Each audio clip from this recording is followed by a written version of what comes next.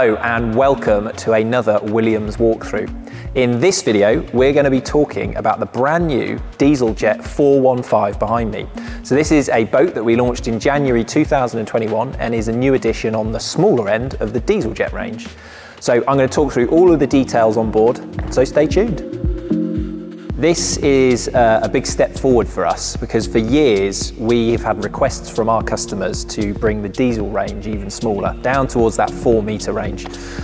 We haven't been able to do it in the past, but thanks to a new hull that we've designed specifically for this boat and the whole package, we've achieved a 4.16 metre long boat, weighing in 820 kilos. So it will work on 80 to 90 foot boats who want to carry a diesel power tender.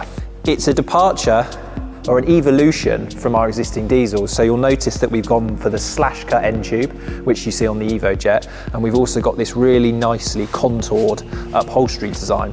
It's a real step forward. It carries 6 people, top speed of 36 miles an hour, and it does everything that the DieselJet range does really well. So it's that really nice, luxurious people carrier.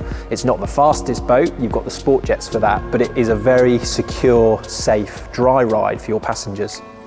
I'm sat at the helm of the DieselJet 415, so immediately you'll notice that the helm is positioned slightly further forward in this boat than on our other diesel models. The reason for that, being 4.16 metres long, we needed to create as much space as we could in the back of the boat for the passengers. So we push the helm forward, which creates that space. What you'll notice straight away is the helm is quite a different look and feel aesthetically to our existing DieselJet models. So we've taken inspiration from the DieselJet, but also taken kind of some layout ideas from the existing DieselJet and created what we've got in front of me here. So key feature, you've got a Raymarine Axiom Plus 7-inch located centrally and at the top of the dash. So that gives you all of the key information that you need. So it'll give you your engine information, but it also acts as a fish finder and a chart plotter.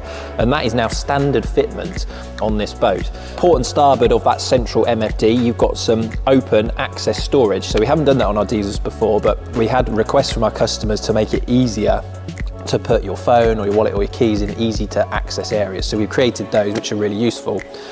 Down on the right hand side of the helm, you've got this row of buttons. So we were previously using Carling switches, which possibly aren't the nicest switch type. So we've moved across to this Bocatech switch, which now gives you your underwater lights, your deck lights, your horn, all of the key electric accessories you can access down here, and they're easy to use. We've got a Raymarine VHF located down at the bottom here with a centrally mounted fist mic, so very easy to use. All in all, it's a really comfortable driving position. It is different that you're slightly further forward in the boat, so it gives you slightly different characteristics for how the boat feels, but it's very solid and you feel locked in with these side bolsters to create a really nice driving experience. As with all of the other DieselJets we make, the 415 will often be fitted in the garage on board a yacht. So having a very low overall height is incredibly important.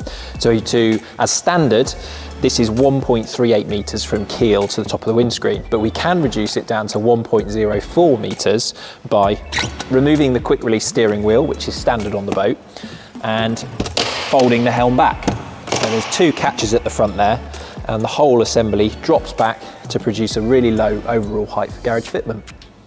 In the bow of the boat, we've got a couple of features I want to point out. So you've got a very useful pop-up cleat, which works in conjunction with the bow tube cleat to tie off.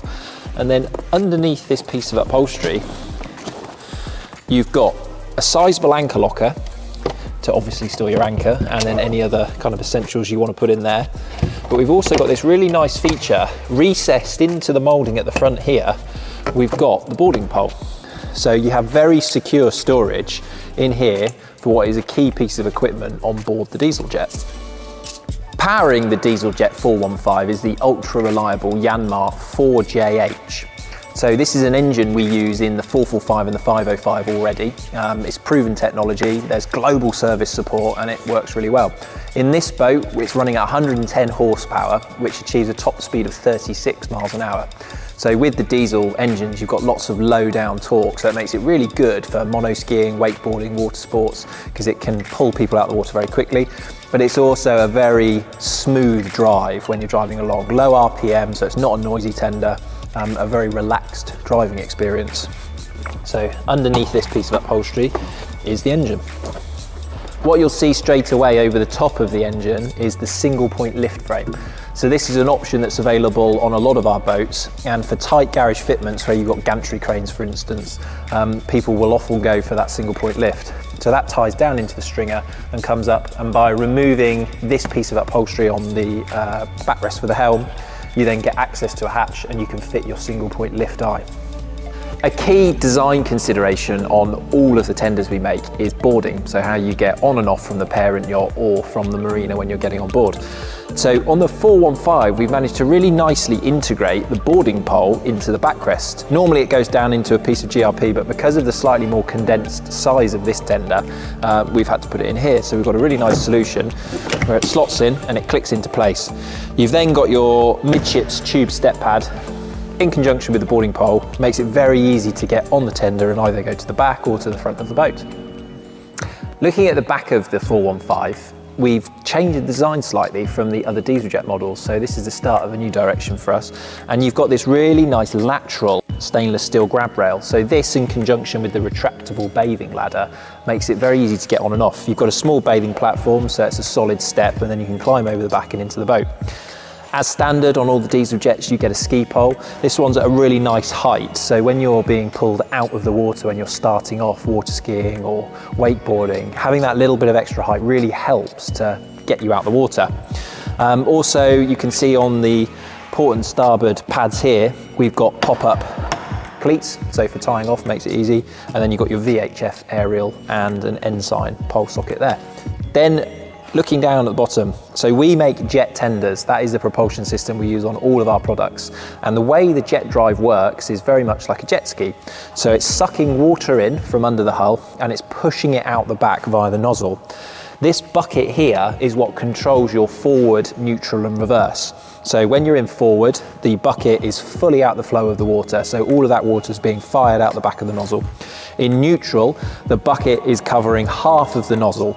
So half of the water is being directed out the back and half of it is being redirected towards the front of the boat. So that gives you your static position in the water. And then to give you full reverse, the bucket drops fully over the nozzle and redirects all of the water forward towards the bow to give you reverse propulsion.